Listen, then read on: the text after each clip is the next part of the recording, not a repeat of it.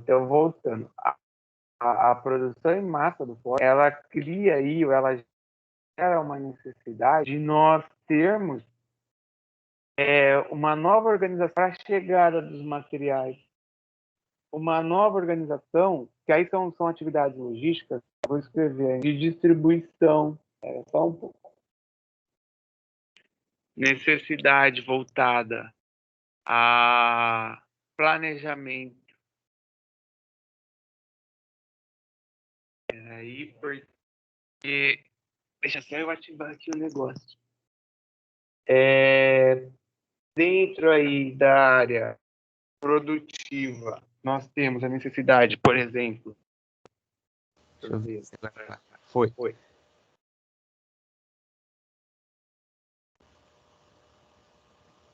Vocês estão ouvindo aí, né?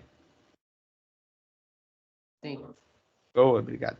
Então, Sim. a necessidade de organização quanto à distribuição, é que eu saí do celular agora. A necessidade de produção, por exemplo, voltado aí ao recebimento de materiais, que é uma atividade logística. Nós tivemos também um panorama de que as cidades onde precisava chegar aquela produção, elas também tiveram que organizar aí essa logística. Então, nós temos diversas situações que, junto com o Fordismo, vieram para a gente poder mudar o que era antes de logística, porque era muito focado também em história lá da era militar, organização de tropa, organização de soldados. Então, tudo isso acabava impactando, tá? Deixa eu voltar aqui para a tela do slide, calma aí. E aí, a gente chega no panorama do toyotismo, que eu vou falar o toyotismo depois que eu seguir aqui, ó, esses 3 roteiros que eu tinha separado de revisão, mas o Fordismo e logística eu já abordei, então tá tranquilo, tá bem? Até aí, tudo bem? Dúvida, lembraram? Ainda bem que eu sempre deixo aqui o fone já fácil para eu poder, se caso der ruim no computador, eu ligar o fone no celular. Ninguém falou nada? Deixa eu ver no chat, que agora eu consigo ver o chat. Eu vou marcar um arroba aí pro povo acordar. Tem uma flor aqui na reunião. Quem é essa flor? Oi, Amanda, bom dia. Bom dia. Bem firme e forte aí? Mais ou menos. Por quê? Perdeu seu time no Tô fim de semana? com sono. Ah, meu Deus. Bem, vamos lá, continuar. Pronto. Eu vou liberar esses slides para vocês, tá? Deixa eu virar aqui a tela de novo. Então, ó, eu tinha separado até também conceitos de logística, mas é só para vocês relembrarem o que vocês já viram, né? Ó, até em cima disso tudo que eu fui falando até agora, até casa aí, porque da importância da logística nessas fases que nós tivemos. Então, a logística considerada aí, né, segundo o Balo, processo de planejamento do fluxo de materiais. Lembra que eu falei quando houve a Revolução Industrial? Nós tínhamos a produção centrada em grandes cidades, tipo Londres lá. A necessidade de você entregar os materiais, porque você tem um fluxo para a produção, ó, objetivando a entrega das necessidades na qualidade desejada, e aí vem ó, a questão do tempo certo, então eu preciso de planejamento e organização, otimizando os recursos, que entra muito mais ainda na parte do Ford, porque ele tinha que entregar a produção em massa, diminuindo os custos, e aumentando ó, a qualidade nos serviços, que a gente entra até no toyotismo, que a gente vai falar daqui a pouco.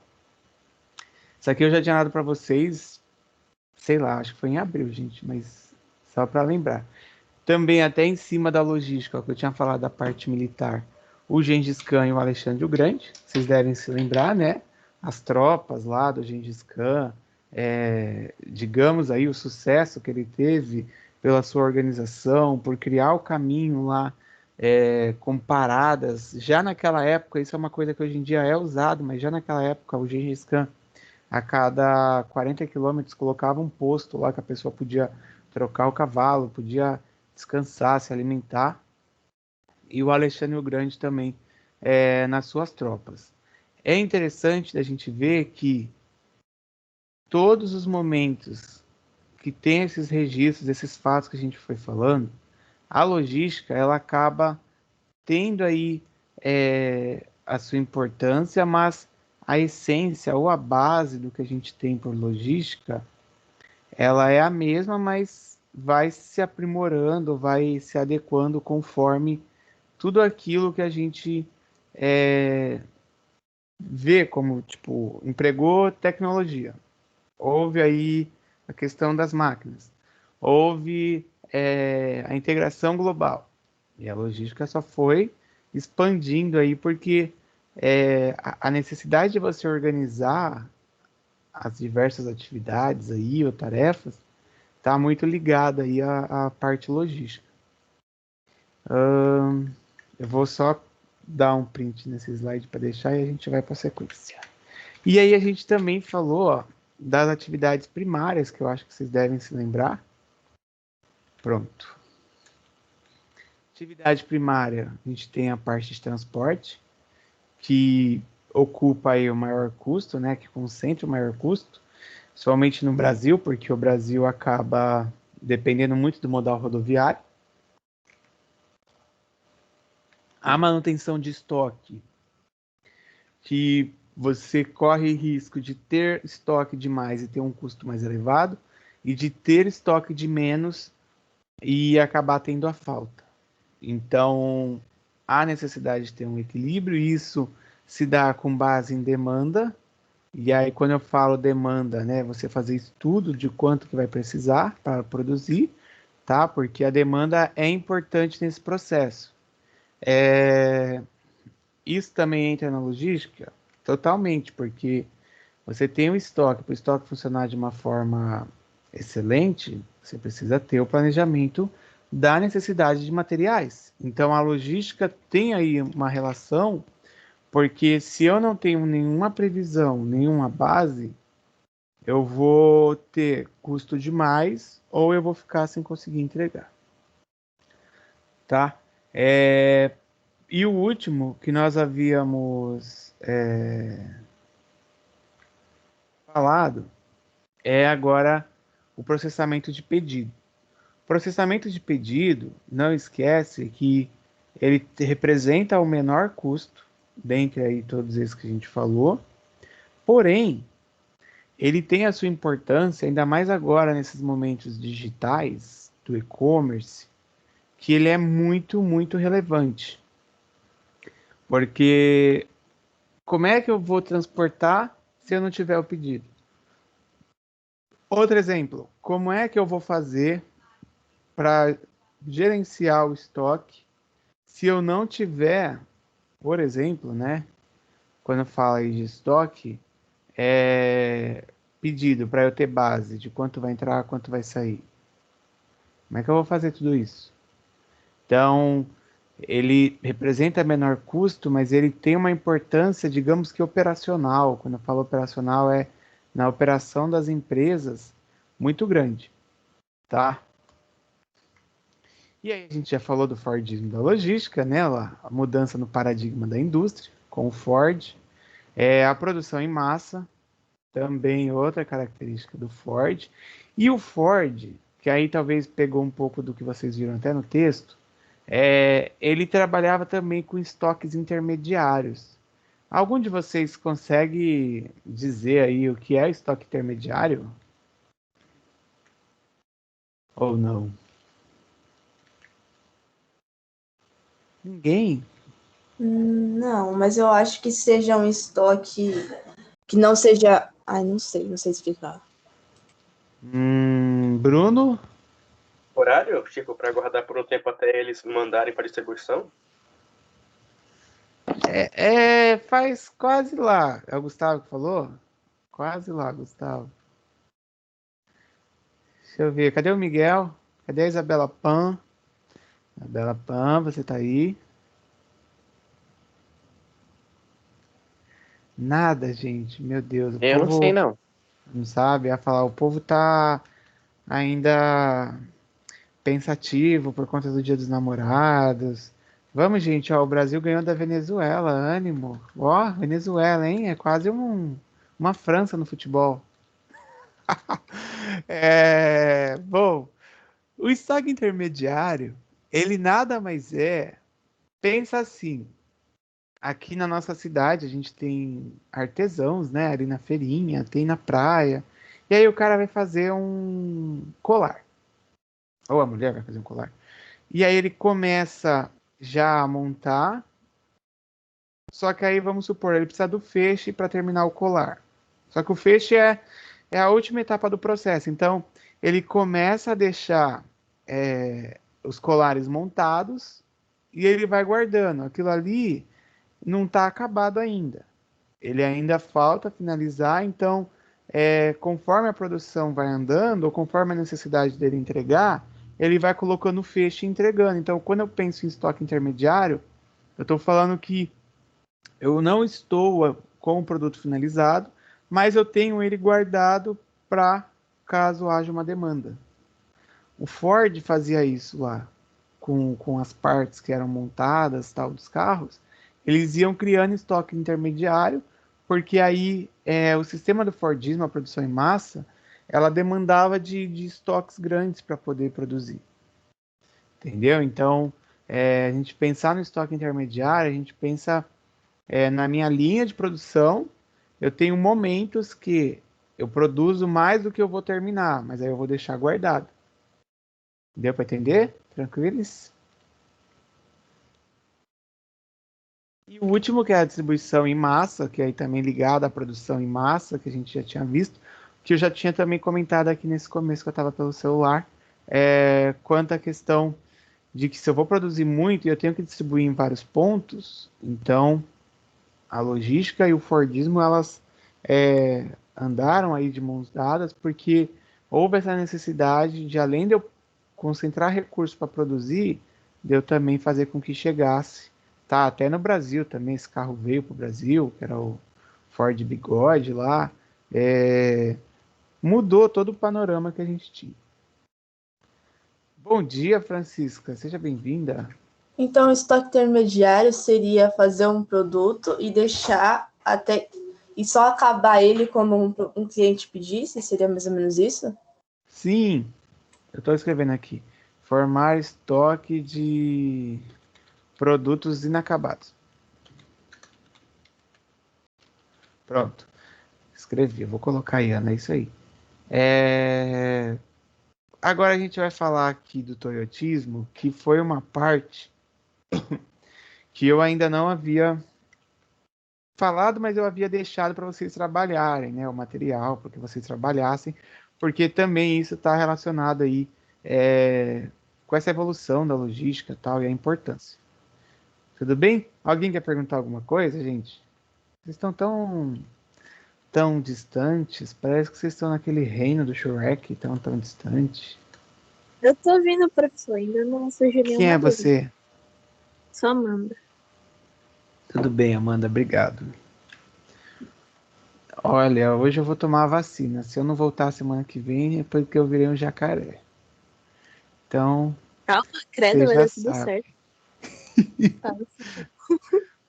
E pior que eu vou ter que tomar lá em São Vicente, porque lá é onde que tem a selva para virar jacaré. Então, porque minha ETEC é de lá, minha sede. Aí eu vou ter que me teletransportar para lá, porque meu cadastro foi aprovado lá pelo diretor. Então, O lado bom é que vai tomar a vacina. do bom é que eu vou no shopping Brisamar. Vou almoçar lá. Bom, continuando então. Ó, eu coloquei um aviso aí que só 28 de 40 entregaram, tá? Que eu já tinha comentado quanto à atividade, porque eu vou fazer a frequência em cima disso. Então vamos lá para a gente falar do toyotismo. Leram no texto? Vocês querem comentar do texto ou querem que eu já comente aqui? Que eu queria a participação de vocês, mas não está muito fácil. Vocês querem comentar ou querem que eu fale? Pode falar. Tá bom, obrigado. O toyotismo, ele dá início ao que a gente chama, e vocês vão ouvir isso no segundo ano, porque vai ter a aula de produção. Hoje quem está dando essa aula sou eu, mas ano que vem não sei, né? Que na escola a gente acaba mudando muitas aulas. Ele trouxe o toyotismo um conceito ligado à qualidade, porque toda vez que vocês ouvirem falar da escola japonesa, tá? Ó, escola japonesa é sempre relacionada a conceito de qualidade. Ah, professor, mas por que conceito de qualidade? O que fez os japoneses, né, chegarem a ter esse reconhecimento? Depois que passou o Ford, aí passou a guerra lá, os japoneses, eles necessitaram reconstruir o país. E quando a gente pensa numa ilha, certo? Não precisa abrir mapa do Japão aqui, né? Vocês já viram o Japão, que é uma ilha. Os japoneses, eles precisaram reconstruir o país. Porém, diferente aqui do Brasil, que a gente dá uma enxadada e já sai água, dá uma outra enxadada, joga uma semente, aí já nasce um treco lá. Ontem eu passei na casa do meu pai, tinha um monte de couve que ele plantou lá num canteirinho minúsculo lá, e tá lá as couves dele. É muito diferente do que lá, ó, do que aqui. Lá eles não têm esse recurso, a questão de água, e aí eles precisaram implantar um conceito diferente, sendo que esse conceito diferente era produzir com menos recurso, e esse produzir com menos recurso passava também por evitar de que o processo produtivo tivesse erro, de que voltasse atrás, tipo, eu produzi, aí tinha que voltar, que é o que a gente chama aqui, no caso dos carros, né, que é o recall. Recall, se der recall no carro dos pais de vocês aí, sei lá, tem que levar lá na concessionária para fazer a manutenção, porque alguma peça foi produzida com erro, tá? O japonês ele não podia ter esse luxo de ter o desperdício da mão de obra, da matéria-prima, do material que foi empregado para produzir. Porque, ó, olha aí a ilha aí, ó. Japão, uma ilhona aí, gigante, né?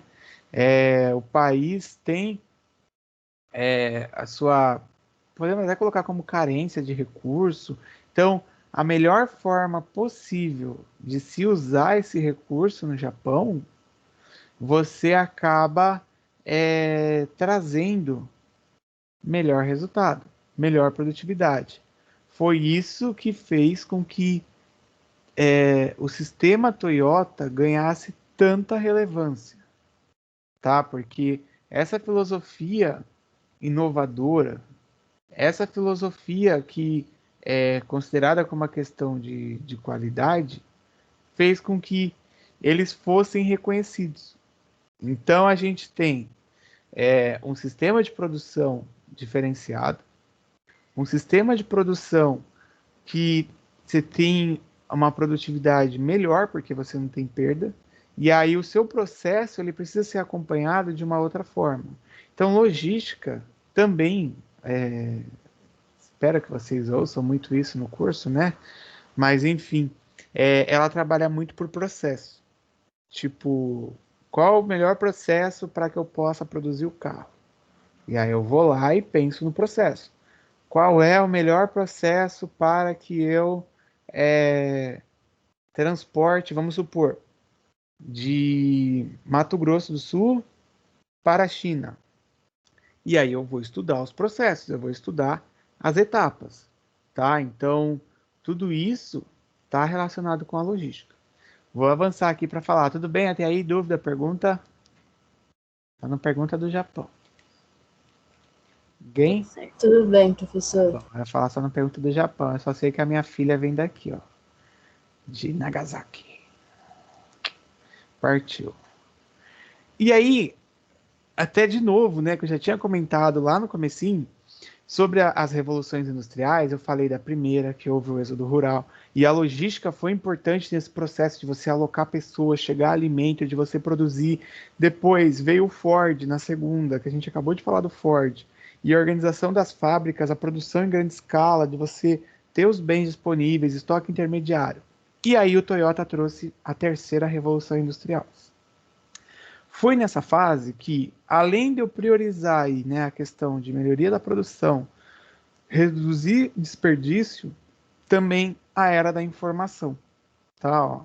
Panorama informacional. Quando eu falo informacional, eu estou falando sobre o processo de pensar que a informação é importante nessa circulação aí logística, porque ou na indústria, porque eu preciso das informações, tipo, está tendo produzido, está certo? Está havendo algum erro? Está tendo algum problema? Como é que está o processo? Eu, como operário, eu não me preocupo só em apertar o parafuso do que está aqui. Eu, como operário, eu me preocupo com o processo como um todo. Então, diferente também do Ford, eu não vou ficar só olhando o meu parafuso que eu tenho que apertar. Eu vou olhar todas as etapas. Então, a era da informação, ela era a base. E a Toyota trouxe, né, de novo, em cima dessa questão do desperdício, de você otimizar recurso, o Just in Time, que é o JIT, tá? Vocês também vão ouvir como JIT. O Just in Time, ele trouxe uma revolução na forma aí de se produzir, na forma de se trabalhar com estoque. Vocês leram isso até no texto, porque o Just in Time, ele é na hora certa, né? Então, tipo, produção na hora certa. No tempo exato. De forma resumida, eu vou produzir conforme o pedido. Eu não vou fazer igual o Ford, eu vou produzir um monte, fico lá com estoque intermediário, estoque inacabado, de produto inacabado, e aí depois eu pego e produzo mais e vou desperdiçando recurso. Eu vou produzir conforme necessidade. A Dell usou isso como estratégia, tá? Aquela empresa de computadores, notebooks, a Dell. Outras empresas adotaram também esse sistema. Porque perceberam que com a concorrência ou a competitividade aí mundial, precisou com que as empresas fossem mais rentáveis, que elas apresentassem uma competitividade. Então, entra aqui a figura da cadeia de suprimentos. Ó, cadeia de suprimentos, ela vai desde o fornecedor. Então pensa assim, quem vai fornecer para a Dell o aço, as placas lá para fazer as portas do carro? Então vai desde o fornecedor até o cliente final. E o que é a cadeia de suprimentos?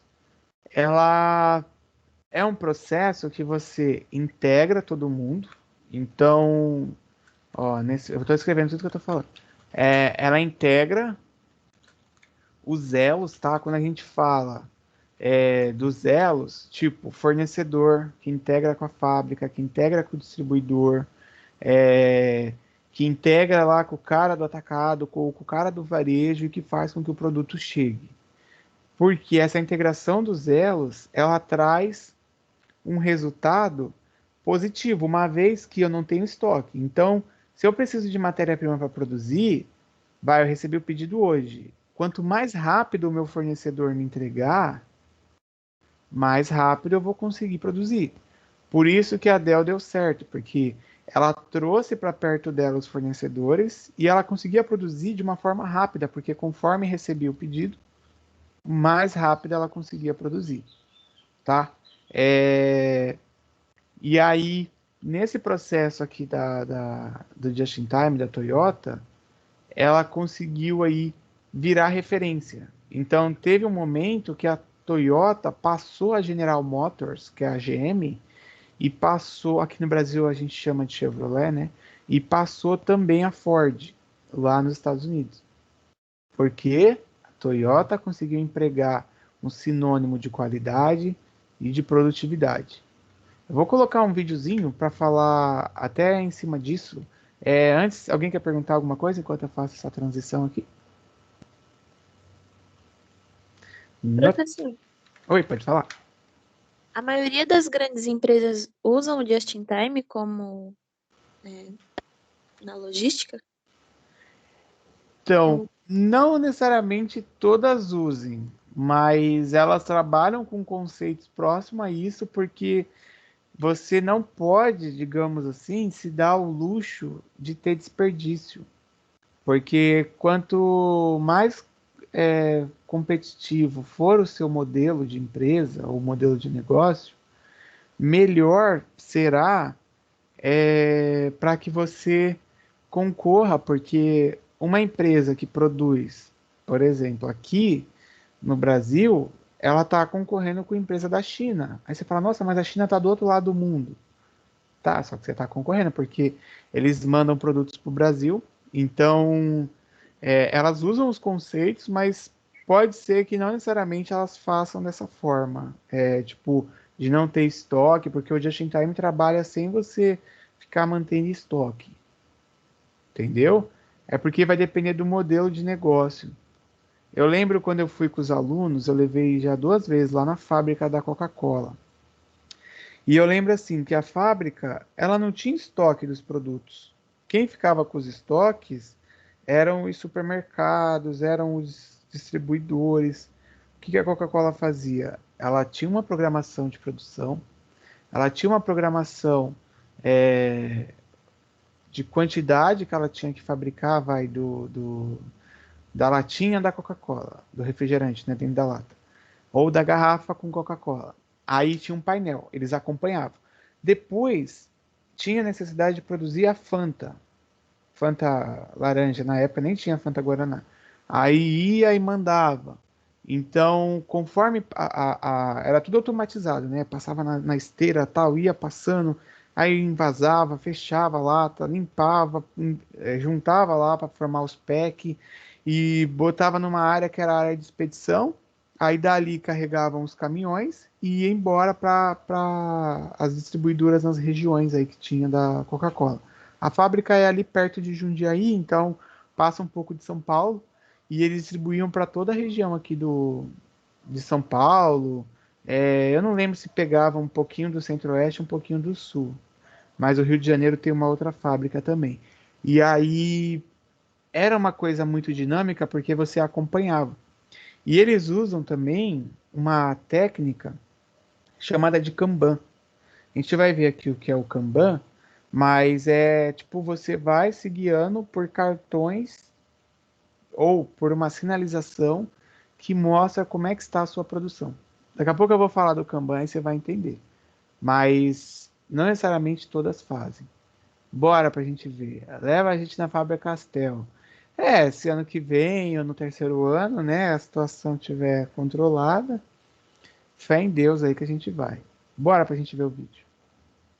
Oi, pessoal! Tudo bem? Eu sou a Bia Rodrigues de Carvalho, idealizadora do Logísticos Oficial, e hoje eu vou, nesse vídeo, falar sobre um assunto que muitos profissionais de logística ou de outras áreas têm dúvidas, que é Just in Time. Então, eu vou falar hoje sobre o Just in Time e como esse conceito pode ser o seu diferencial competitivo. Você que trabalha na logística, você que tem uma empresa, empresário, ou até mesmo se você não trabalha na área, é importante você entender.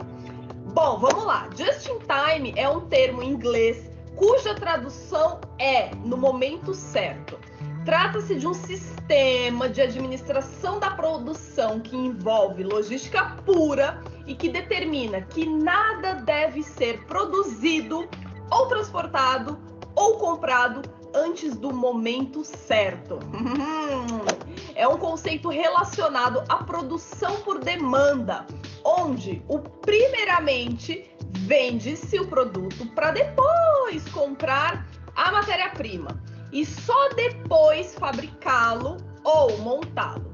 Então, nesse sistema, não existe estoque parado, que é, né, grande custo para a maioria das empresas. Isso porque o produto ou a matéria-prima chega ao local de utilização somente no momento exato da produção ou da montagem. O sistema Just-in-Time foi desenvolvido inicialmente para criar mais ou menos como se fosse um ambiente produtivo pautado na eliminação de desperdícios, com o intuito, com o principal objetivo de melhorar os processos de produção, a posição competitiva da empresa e os fatores que estão relacionados diretamente à velocidade, qualidade e preço dos produtos. Então, é um sistema, é um método bastante eficiente e muito utilizado. Mas vocês, por exemplo, sabem exatamente o que é o Just-in-Time? Muita gente já ouviu falar, mas não sabe classificar esses conceitos. E também, Just-in-Time é conhecido por uma sigla, JIT. Então, como eu disse agora há pouco, em resumo, no geral, é um conjunto de técnicas aí de administração, de logística da produção, cujo principal objetivo, como eu falei, é produzir somente conforme a demanda. E isso faz com que os custos sejam reduzidos, principalmente os custos de estoques e derivados desse processo. Mas não é só isso, gente. O Just-in-Time é considerado também uma filosofia que inclui aspectos de administração de materiais, gestão da qualidade, projeto do produto e organização de trabalho. Então, você pode classificar ele em várias vertentes, como eu falei. Eu vou contar um pouquinho da história rapidamente do Just-in-Time para vocês entenderem como que ele começou, como que ele surgiu, né? De onde ele surgiu, como se alimenta, brincadeira. Bom, gente, o Japão, em meados da década de 70, a Toyota Motors Company, que fabrica carros, desenvolveu o Just-in-Time. Então, foi o primeiro passo aí, foi pela Toyota. Então, eles desenvolveram um sistema de administração que fosse capaz de coordenar a produção com a demanda de veículos de modelos e cores diferentes. E tudo isso, gente, com o mínimo atraso. Então, eles tiveram essa sacada, começaram a fazer e deu muito certo. O Just-in-Time é o principal pilar até hoje, desde então e até hoje, de muitas fábricas, especialmente as de carro, nesse segmento automotivo. Então, esse sistema de produzir a partir da demanda, ou seja, produzir somente os itens necessários, na quantidade e na hora certa, ficou conhecido no Ocidente como sistema Kanban. Então, é uma mescla aí, né, que o Just-in-Time deu origem ao Kanban. E esse é o nome dado, por exemplo, aos cartões usados para autorizar a produção e a movimentação de itens no processo produtivo. Então, nas fábricas onde o Just-in-Time é implantado, o estoque de matérias-primas, né, vamos dizer assim, é o menor possível, ou seja, ele é suficiente para poucas horas de produção, né? Então, os fornecedores devem ser treinados e são treinados e capacitados para fazer entregas de lotes menores, sempre de lotes menores, na frequência desejada. Então, é esse o significado de Just-in-Time. Eu contei um pouquinho da história de como surgiu e nos próximos vídeos dessa série onde eu falo sobre Just-in-Time, eu vou falar também um pouco sobre o que é o Just-in-Time na prática. Pausa aí, deixa aí, depois vocês assistem. Eu vou disponibilizar o link aí para vocês, que aí ela continua falando aí do Just-in-Time e tal.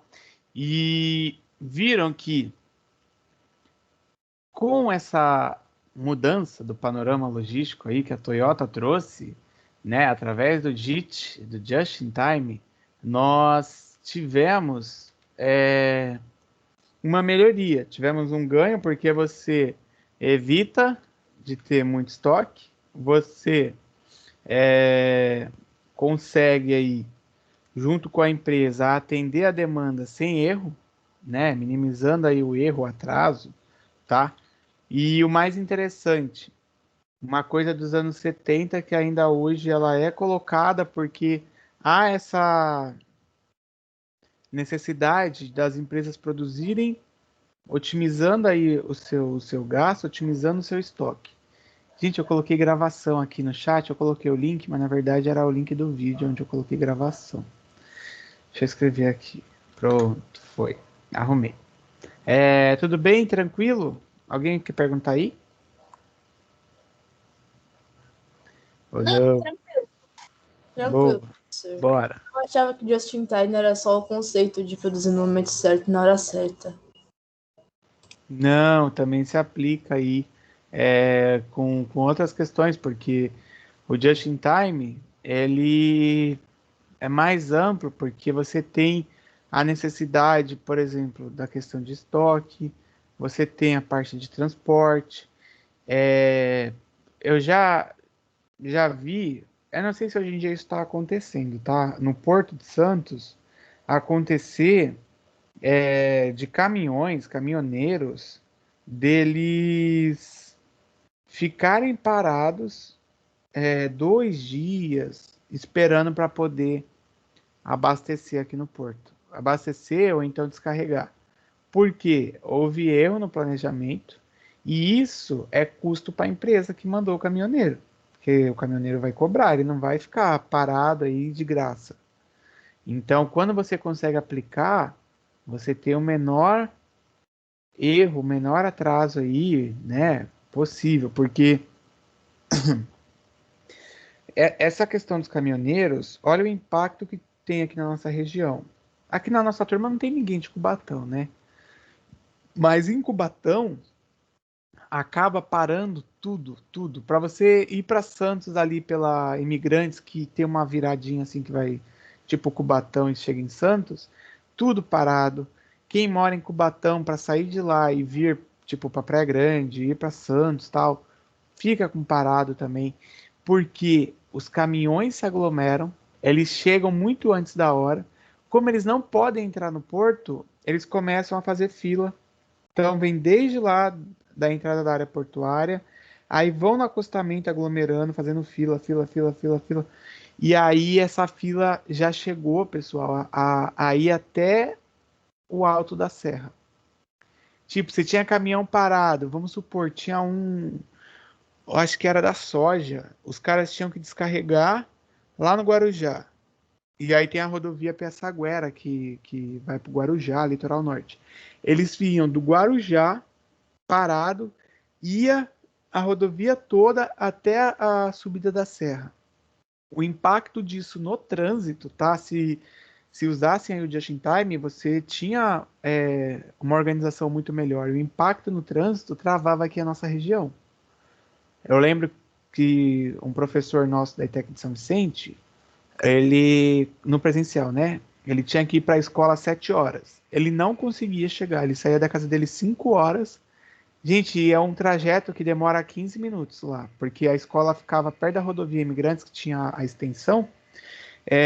Ele não conseguia fazer esse trajeto de 15 minutos, porque você não anda, os caminhões travam você fica preso, e aí você tem aí uma complicação nessa passagem de um lugar para o outro. Então, também se aplica nisso, tá? Só para finalizar, para vocês saberem o que aconteceu, né, nessa história, a Ecovias, junto com as empresas do Porto, como solução, eles desenvolveram um tipo de agendamento online.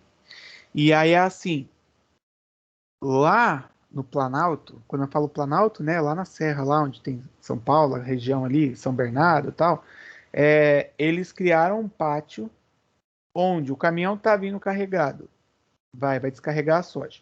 Só que o navio dele ainda não chegou, por exemplo.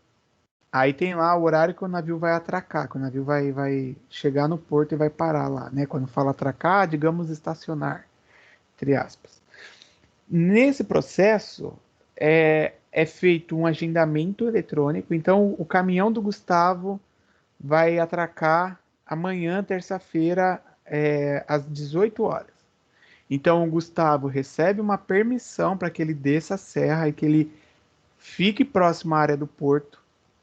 Essa permissão ela dá para ele um pouquinho antes, uma antecedência, tipo, vai meio-dia o Gustavo já pode chegar. E ela permite que o Gustavo também chegue até um pouco depois, caso, claro, né, tenha algum problema na estrada. Então, esse sistema de agendamento foi uma forma de minimizar o impacto de ficar todos os caminhoneiros concentrados aqui no litoral. Então, eles ficam lá em cima, tipo de um estacionamento, tem um agendamento eletrônico, provavelmente as empresas que fazem, né?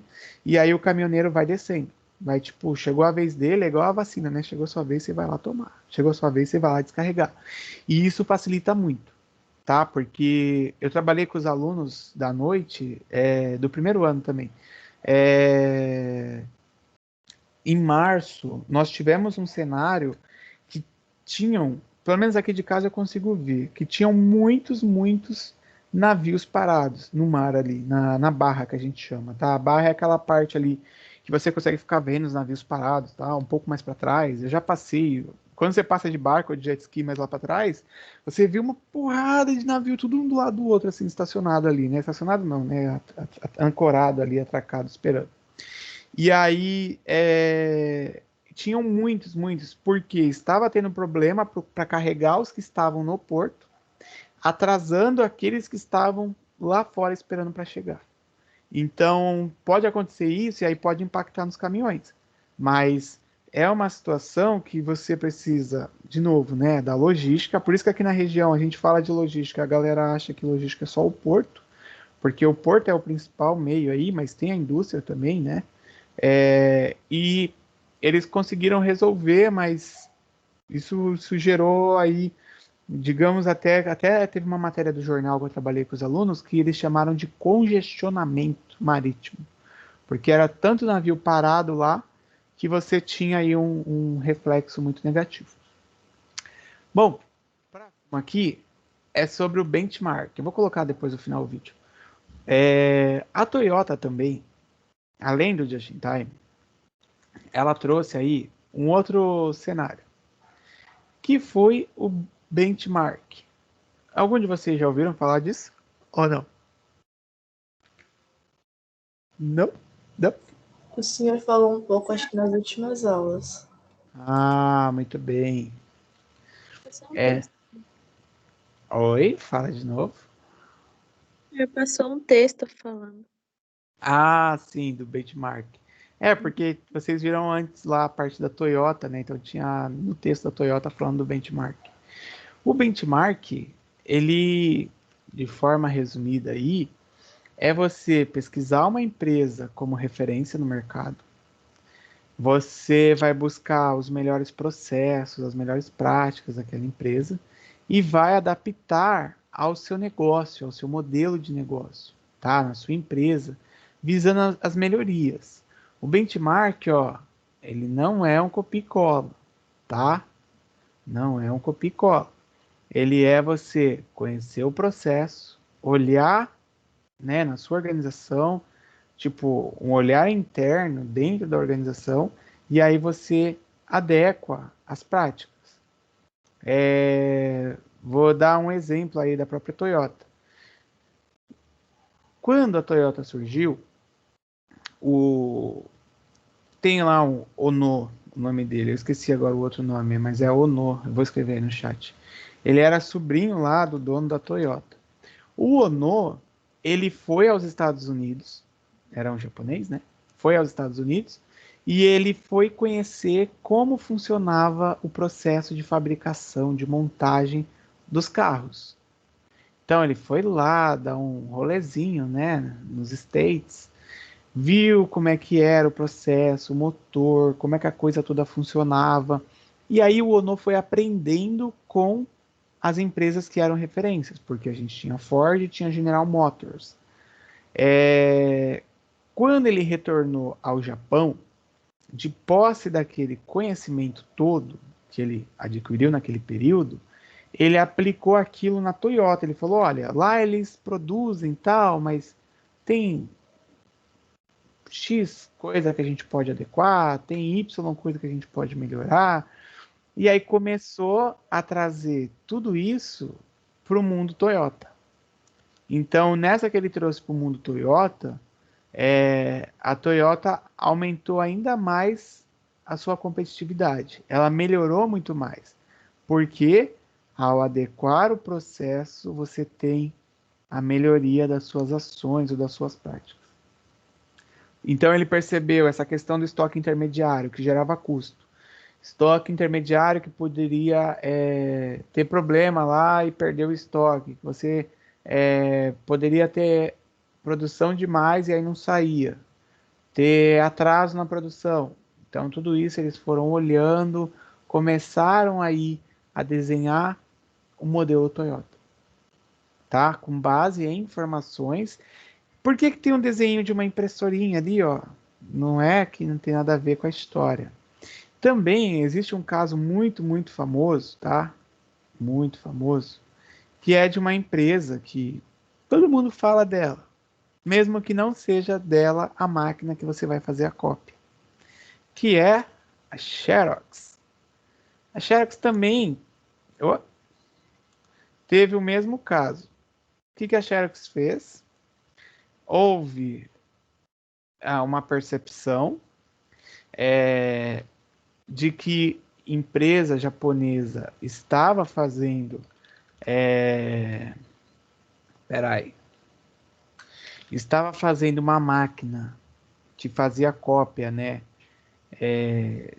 Tipo, levando uma produção muito melhor, levando um custo menor, que essa empresa ela tinha menos funcionários porque ela conseguia fazer a coisa certa, que ela conseguia muito mais rápido colocar os seus produtos no mercado. Então, o que a Xerox acabou fazendo? Ela foi e fez o inverso. Ela pegou, desculpa, e foi conhecer como funcionava o seu concorrente. Como ela foi conhecer como funcionava o seu concorrente, ela viu que ela poderia melhorar. Então, ela melhorou a sua produtividade, ela reorganizou o seu processo com os seus funcionários. A Xerox ela acabou dando aí, digamos, uma guinada na sua realidade. Então, se vocês observarem, o benchmark, ele não é só para uma empresa automotiva. Ele pode se adequar aí a qualquer outro tipo de empresa, lembrando que você não vai chegar lá, né? Aquele caso que sempre dá meme. O McDonald's lança lá 2 por 15, que na verdade foi o Burger King. Aí o outro vai lá e lança. Não é você fazer isso. Não é você pegar e fazer um copia e cola bem descarado, tá? Foi a Xerox e a Canon que foi esse exemplo aí que eu falei, porque acabou ocorrendo isso, e aí depois também vieram as japonesas. A Canon vocês já devem ter visto, impressora, tem máquina também de foto, né, da Canon. Escrevi aí o nome para vocês. Vamos aqui para a gente ver o vídeo, que aí falta só, mas acho que um slide aí a gente finaliza para vocês. Quem tá me devendo a tarefa aí que eu botei, que tem 28 de 40, que não deixe de fazer, porque se deixar, né, já sabe que vai ficar com falta, e depois o povo fica mandando mensagem: professor, fiquei com falta, meu Deus, minha mãe vai me matar, o conselho tutelar vai vir aqui me pegar, os Vingadores vão me buscar, ou coisa do tipo. Ó. Esse som vai sair bem alto, deixa eu baixar.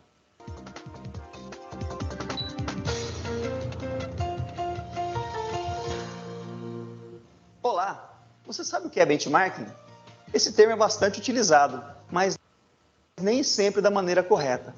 O grande objetivo do benchmarking é buscar melhorias, analisando as melhores práticas do mercado e comparando com o desempenho atual de uma organização. Essa prática não significa copiar o que a concorrência está fazendo, mas aprender com ela através da observação e comparação. Ao fazer o benchmarking, partimos do princípio de que nenhuma empresa é melhor em tudo. Por isso é importante compreender que existe no mercado quem faz melhor do que nós. Existem algumas formas de fazer o benchmarking. Uma delas é procurar pelas melhores práticas dentro da própria organização. Em unidades diferentes, em outras áreas, departamentos, tem como vantagem a facilidade de acesso às informações e os custos baixos. O problema é que as práticas podem estar impregnadas com velhos paradigmas presentes na cultura da empresa. Por isso, é importante tomar cuidado com o que está sendo absorvido.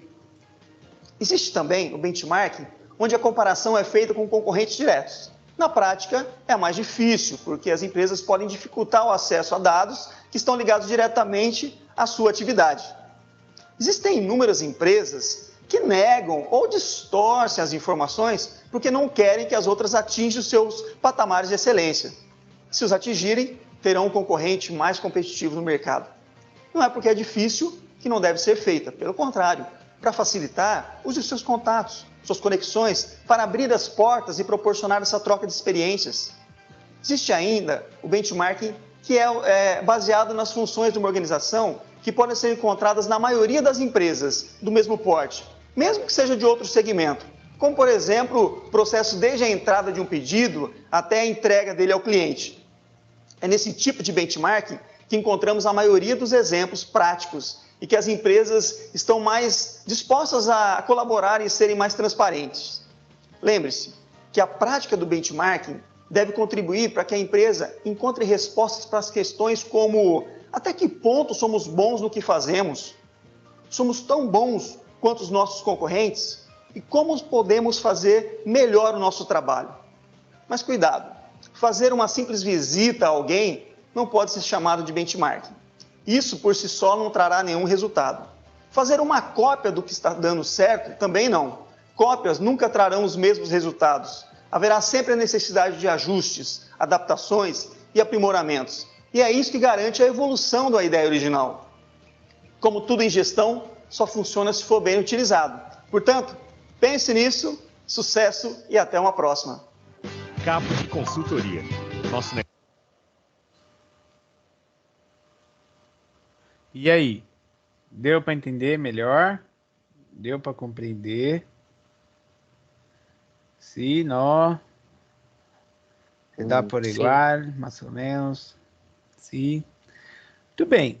Benchmark, então, você busca conhecer as melhores práticas, você aplica uma melhoria contínua na sua empresa, tá? O grande ponto é você conseguir fazer com que a sua empresa ela cresça, que ela não pare, e aí você vai buscando novas práticas. Até porque, gente, se vocês pararem para pensar, com essa evolução tecnológica e tal, nós temos sempre novas empresas surgindo e novos modelos de negócio. Por exemplo, né, esses modelos de negócio aí de fast food, sempre aparece uma empresa fazendo algo diferente.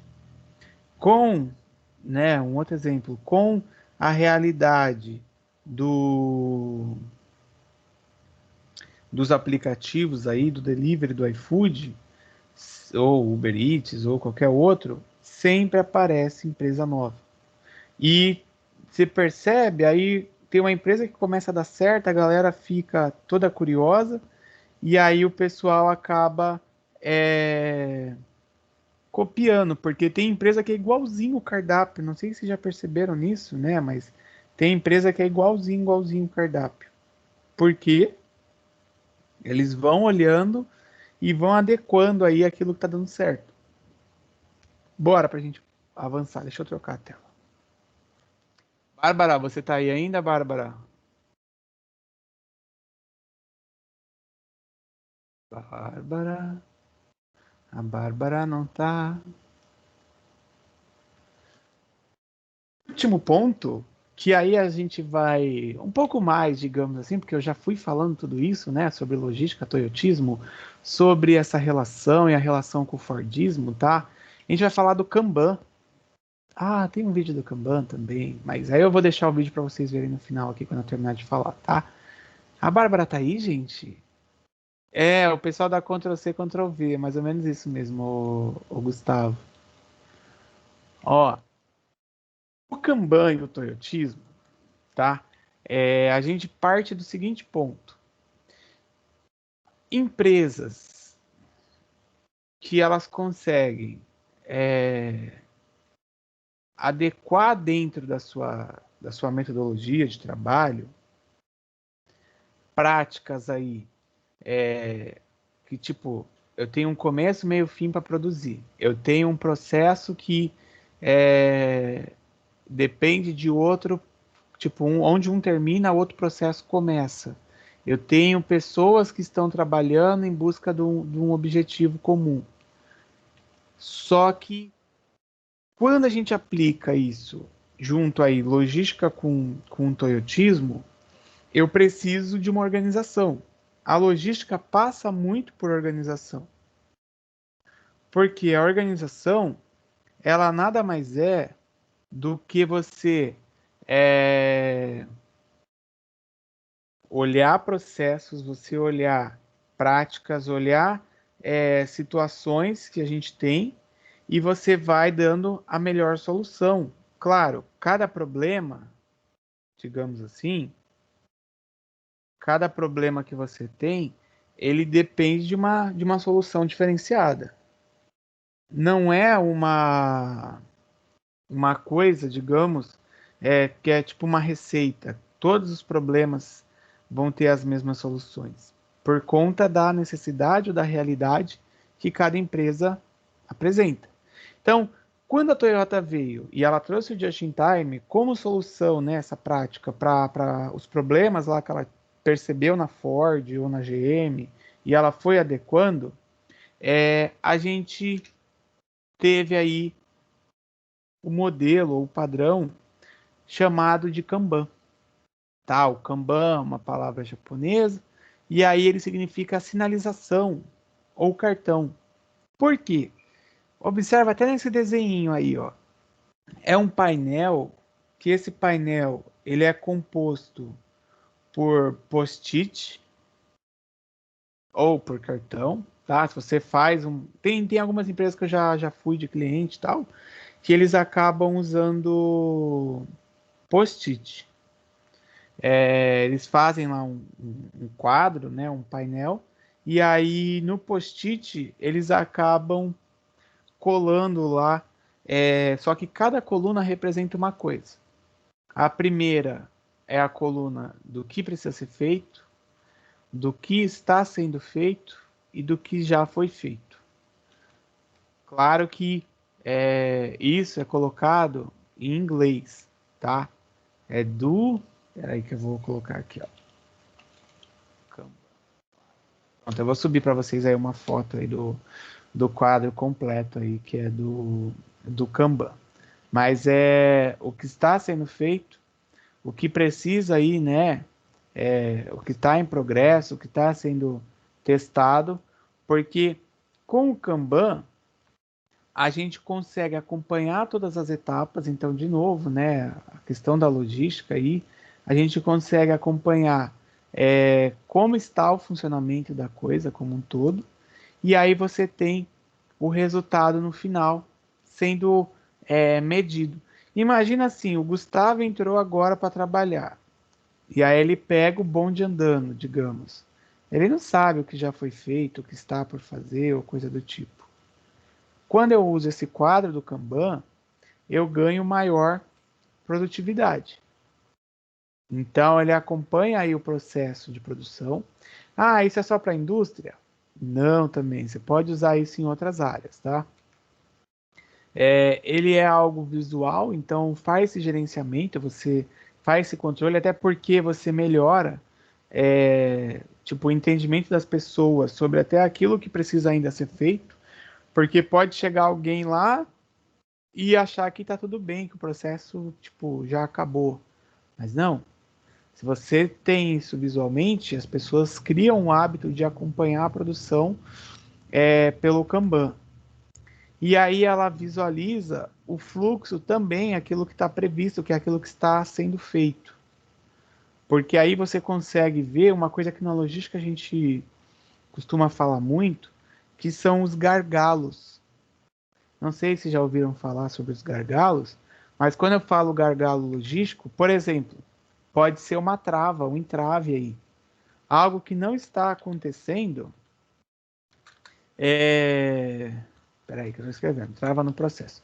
Algo que não está acontecendo e aí eu preciso ver qual é o motivo. Por que tal coisa não está acontecendo? Por que a produção de tal item não está finalizada? O que aconteceu que a Amanda não conseguiu finalizar tal processo?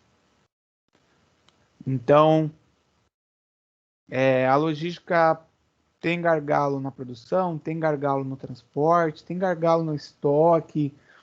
Às vezes a complexidade de você trazer tal item faz com que seu estoque fique desabastecido, então você precisa analisar aí qual é o lead time, qual é o tempo de produzir, transportar e trazer. Gargalo, se você pensar numa garrafa, né? Quando chega no gargalo, ela reduz a vazão do líquido. Se você corta o gargalo da garrafa, aí sai o líquido todo de uma vez, digamos assim. Então, o Kanban também facilita isso para que o processo na empresa seja corrigido e que ele flua, que ele aconteça. Ó, o quadrinho aí que eu coloquei. Então, a gente tem os itens para fazer, tem o que está sendo aí, né, o que está fazendo e o que está feito. Imagina num trabalho da ETEC, vocês poderiam aplicar o Kanban? O que você acha? Deixa eu ver aqui essa aluna que está aqui, ó. Ô, Beatriz Mota, o que você acha? Sim, não? Pedro Garcia, o que você acha, Pedro Garcia?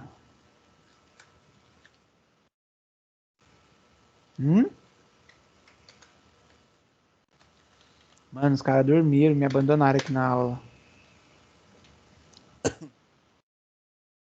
Sim ou não? Sim, ó, o Pedro acordou, só porque eu marquei ele, hein, Pedro? Se você tem, né, vamos pegar aí um exemplo. O Pedro tá fazendo aí o trabalho com a Neane, com o Gustavo e com o Bruno. Aí, tipo, eu costumo pedir para os alunos até, é que com vocês eu não dou aula de aplicativos informatizados, mas quando eu pego, eu costumo explicar numa aula,